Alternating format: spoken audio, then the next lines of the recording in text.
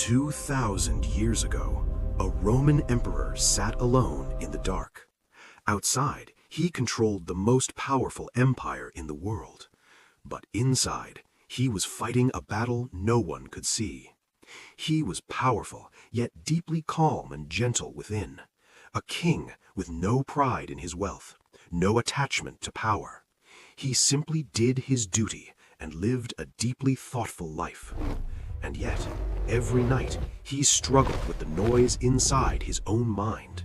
So he wrote, not for fame, not for history, not for the world, but for one reason: to stop his own thoughts from destroying him. He had no idea that these private pages would one day become a psychological system so powerful it could rewire how humans think. And today, modern neuroscience confirms something shocking. Your brain cannot distinguish between a real threat and a thought, which means most of your anxiety is not reality, it's your mind. And 2,000 years ago, one man had already figured this out: Marcus Aurelius. The secret framework. What he discovered was not philosophy, it was a system, a way to control the mind in a world you cannot control. Because here's the truth: you don't suffer because life is hard, you suffer because your mind keeps reacting to everything. And the first rule of this system is dichotomy of control. There are only two things in life: things you can control and things you cannot. That's it. But most people spend their entire lives stressing about the second one. What people think about you, what might happen tomorrow, what already happened in the past. None of this is in your control. And yet, that's where most of your energy goes. Marcus realized something powerful. If it's not in your control, it should not disturb your peace. Imagine the freedom in that. Letting go is not weakness, it's intelligence. The Inner Citadel. Marcus described something called the Inner Citadel, a mental fortress that no external chaos can touch.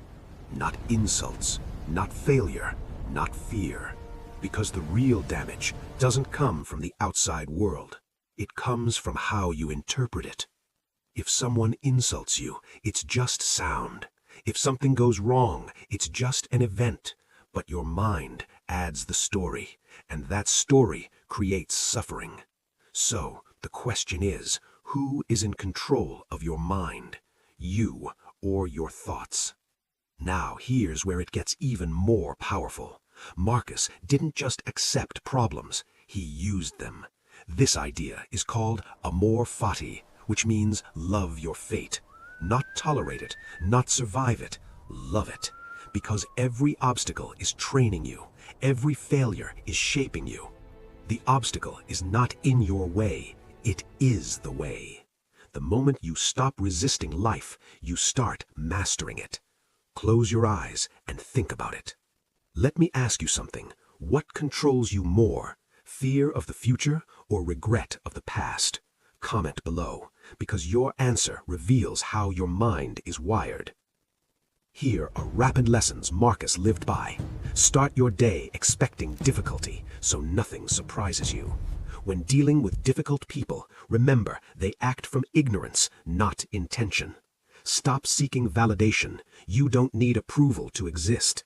Your time is limited. You are dying every single day. Use it wisely. Not every thought deserves attention. Learn to ignore your own mind. Stay in the present moment, because that's where your power is. Do what must be done, even when you don't feel like it. Discipline is stronger than motivation. Here's the final truth. The human brain hasn't changed in 2,000 years. The same fears, the same overthinking, the same anxiety, but also the same ability to control it. What Marcus wrote in his private journal later became Meditations, and it's not just a book, it's a blueprint, a mental operating system, a way to reprogram how you think. So, the real question is, are you controlling your mind, or is your mind controlling you? Because 2,000 years ago, a Roman emperor already found the answer, and today, almost no one is using it. Your mind is either your weapon or your prison. Control your thoughts, or they will control you. Peace is not found outside, it's built inside.